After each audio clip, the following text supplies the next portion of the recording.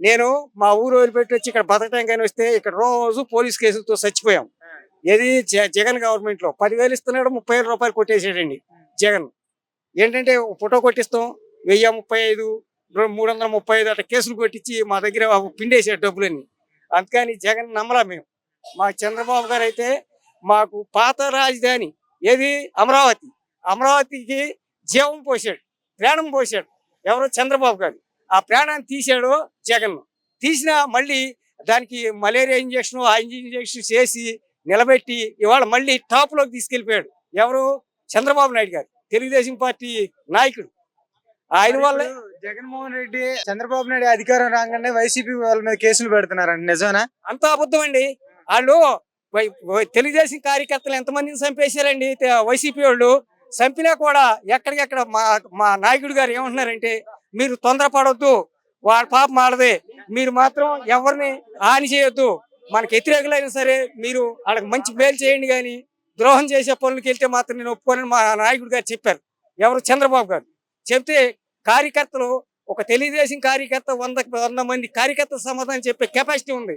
కానీ చంద్రబాబు గారు మాట మాత్రం తోసేరు, తప్పరు. ఆయన చెప్పినట్టు నడుస్తారు. కార్యకర్త అయినా, నాయకుడైనా, ఏ లీడర్ అయినా సరే అండి. అందరూ కార్యకర్తలండి, లీడర్లు కూడా కార్యకర్తల కింద లెక్క ఆయన కింద. ఎందుకంటే ఆయన అట్లా సొంత పిల్లల్లాగా చూసుకుంటున్నాడు ఆంధ్ర రాష్ట్రాన్ని. ఈ పార్టీకి అసలు ఎంత బ్రహ్మాండంగా చేసేవాడండి 5 ఏళ్ళు చంద్రబాబు గారు ఉంటే. ఈ జగన్ వచ్చి ఇసుక అమ్ముకున్నాడో, గంధపు చెట్లు అమ్ముకున్నాడో, సారా అమ్ముకున్నాడో, ఒకటి కాదు అంతా లూటీనే. ఆడ తాతయ్య రాజారెడ్డి దొంగ అనుకుంటే ఆడికంటే 100 రెట్లు పెద్ద దొంగీడు ఎవరో జగన్ రెడ్డి గారు. అట్లా నాశనం చేసాడండి రాష్ట్రాన్ని. నా పిల్లల ముగ్గురు బీటెక్ చదివి ఉద్యోగాలు లేక అలోలు వస్తున్నాయని ఏడుతున్నామండి. నాకు 63 ఏళ్ళ వయసు. మరి నేను కూడా కష్టపడి పని చేసుకోవాల్సి వస్తుంది. టీ క్యాంటీన్లో పని చేస్తున్నారు. అదే చంద్రబాబు గారు ఉంటే మా పిల్లల ముగ్గురికి ఏ క్లాస్ అయిన ఉద్యోగాలు వచ్చాయి, తలా 1,00,000-1,50,000 జీతాలు వచ్చాయి.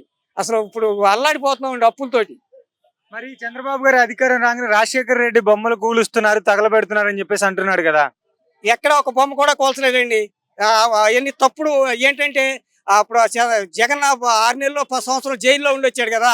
అట్లాగే చంద్రబాబు గారి మీద తప్పుడు కేసులు పెట్టి జైలుకి పంపాడు. ఏం చేశాడు? కేసులు ఏం పేకలేకపోయాడు. ఆయన దగ్గర నిజాయితీ అనేది ఉంది. ఎవరి దగ్గర? చంద్రబాబు గారి దగ్గర. జగన్ దగ్గర మాత్రం అంతా మోసం, అంతా దగ, అంతా అసలు వాడిని దరిద్ర అనకూడదు, బండబూతులు తిట్టాలనిపిస్తుంది. నాది 20 లక్షల రూపాయల స్థలం దొబ్బేశారు వైసీపీ కార్యకర్తలు.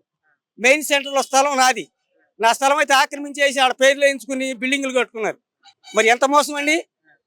అంతా ఇప్పుడు అసైన్ ల్యాండ్లు ఉన్నాయి, అసైన్ ల్యాండ్లు అన్ని దొబ్బేస్తాను చూశాడు. దేవుడి దయ వల్ల ఆయన అధికారం రావడం, మా ఇంటి పేదవాళ్ళకి బతకడానికి అవకాశం దొరికిందండి. లేకపోతే ఆత్మహత్యలు చేసుకునేవాడు అండి. ఈసారి జగన్ వస్తే ఆంధ్ర రాష్ట్రం మొత్తం ఆత్మహత్యలు చేసుకునేది. మరి జగన్ మంచి చేశాడు అంటున్నాడు కదా. ఏం మంచి చేయలే, అంతా మోసమే. ఎవరికి చేశాడు మంచి? 10,000 ఆటోలకి ఇచ్చాడు, 30,000 20,000 కేసులు కొట్టించాడండి. ఏంటి మంచి చెప్పండి? మరి నేను పొలం కొనుక్కుంటే ఇప్పుడు నా పేరు ఉంట్లా పొలం. జగన్ బొమ్మ, జగన్ ఫోటోలు, జగన్ పాస్బుక్ లో.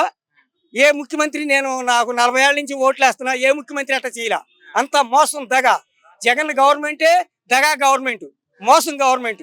నక్సలైట్లతోన సహవాసం చేసేసి బతకొచ్చు, కానీ నక్సలైట్లకి నక్సలైటీడు ఎవరు? జగన్. అటువంటి గోండా. మరి చంద్రబాబు గారు అధికారంలోకి రావడానికి మీరు ఓన్లీ పథకాలు చూసి ఓటేశారా? చంద్రబాబు గారికి అధికారులు కాదు, ఆయన ఆలోచన విధానం చూసి, ఆయన ఆలోచన విధానం, ఆయన రాష్ట్రాన్ని ఎట్లా డెవలప్ చేయాలని ఒక విజన్ పెట్టుకున్నాడు. ఆ విజన్ కంటిన్యూ చేస్తున్నాడు. ఏ ముఖ్యమంత్రి అయినా ఇప్పుడు ఒక సపోజ్ ఒక బస్సు ఉంది, బస్సుని నువ్వు ఎక్కపోతే నేను ఎక్కుతా, కానీ దాన్ని భద్రకొట్టి పడేస్తే ఉపయోగం ఏముందండి?